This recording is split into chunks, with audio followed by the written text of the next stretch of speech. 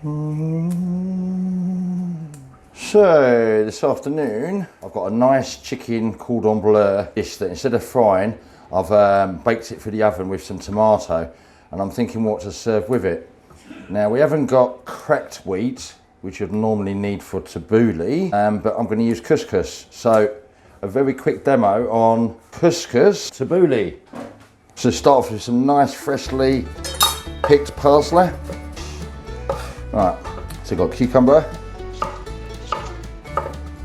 some beautiful tomatoes, so just cut those in half, and some garlic. Garlic I'm just going to chop quite small. A few olives, I'm going to slice some olives, and I'll have some olives here, a little bit of salt. Okay, then we are ready for the next stage.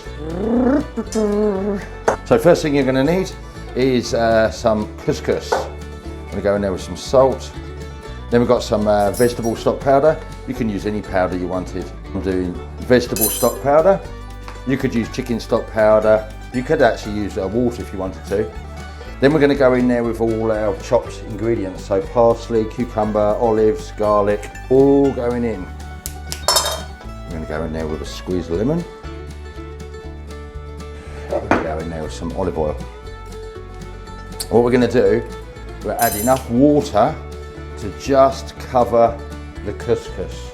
The couscous is actually freely moving in the water, so there's just, I always go a couple of millimeters above the couscous. So I'll just shake the bowl, add the water, and when the couscous can shake freely in the water, that's enough. That's about a couple of mils above the couscous. And then what I do is I cover that one with Glad wrap.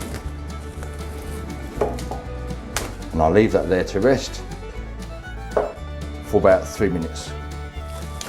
Okay, so we take the lid off. Just going to fork the couscous through first.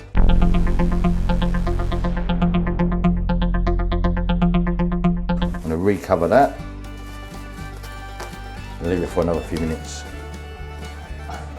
Right, so after a couple of minutes, I'm going to go in there with my olives, the rest of my olives. And now we're going to go in there with some Dijon mustard, a bit of fresh lemon.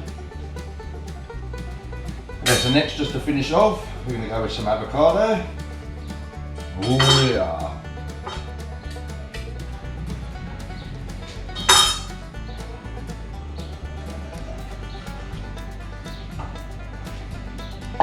Just scoop out the avocado with a spoon. Get a little bit of lemon juice onto that one. Little bit of olive oil, little bit of salt. Get one out with a spoon. A nice feta cheese. So I'm just going to break some of the feta cheese over the top. And I'll finish it with the avocado. So last thing we put on the whole dish is a little bit of crispy onions. So crispy onions over the top of the avocado like that.